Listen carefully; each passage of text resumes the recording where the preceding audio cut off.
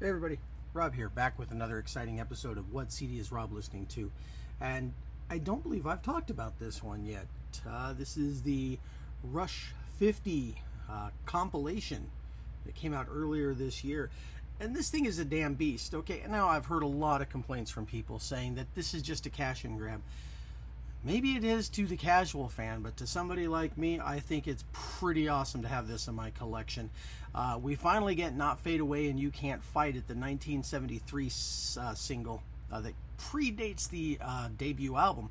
That was never available on CD, and that's really cool. And there's also some lots of other great stuff on here. Garden Road, a lot of stuff from the early days live.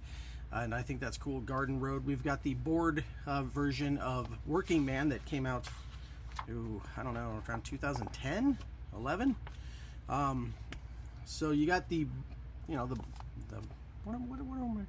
Vault Edition. The Vault Edition of Working Man. And there's also a Vault Edition of The Trees, which I think is just the version that's on the video, but that was never available on CD. And yeah, most of everything here was initially available on CD, but that first disc has a lot of stuff.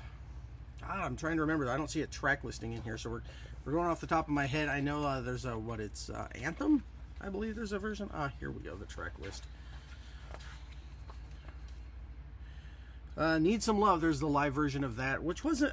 It was available on video, I believe. That was the from the Laura Secord show, and also Before and After. 2 tracks from the debut album. So we got some John Rutsey here, which is kind of cool. There's a live version of Bad Boy with Neil on drums, so we finally got that. And like I said, Garden Road. I don't know why they didn't put Fancy Dancer on here. That's such a great track. I've got that on a couple of bootlegs. Sounds fantastic. I don't know why they didn't put Fancy Dancer on here. I wish had they put that, I think this thing would have just been flawless for me. And maybe, what is it? The Loser and I've Been Running from the Laura Secord show. You know, I wish they would just do a full CD of some of these, because as a Rush completist and kind of a, I don't know, I guess we're going to call it a nerd, I would buy anything they released officially, even if I had bootleg versions of it, because, you know, Rush is one of those bands I have to support. And also, like I said, Anthem is on here from, a live version of Anthem. And then when you're listening to it, it sounds like Something for Nothing from, All the World's a Stage, but it's not. It's an outtake from the 2112 40th anniversary. In fact, they've got something from every release here, including the 40th anniversary releases that had come out by then. There's nothing after the second disc that you probably don't have if you're a Rush completist or a fan. But I still think it's cool. I mean, the booklet is just, I don't even know if I can show this, but just full of pictures and, well, what do we get here? Witch Hunt? Looks like Witch Hunt. Full of just cool stuff. And then, I don't know, this got me when I was looking through this the first time. Let's see if I can find this. Obviously, Neil passed away in 2020, so it was cool for them to add that, because, I don't know. If you're a Rush fan, you know what I'm saying. Do I even know what I'm saying? Who knows?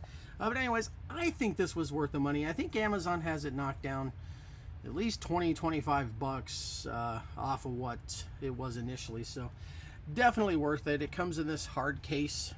I couldn't afford the big version with the big huge box and the records. My kids actually bought this for me. So I say my kids, but they're adults.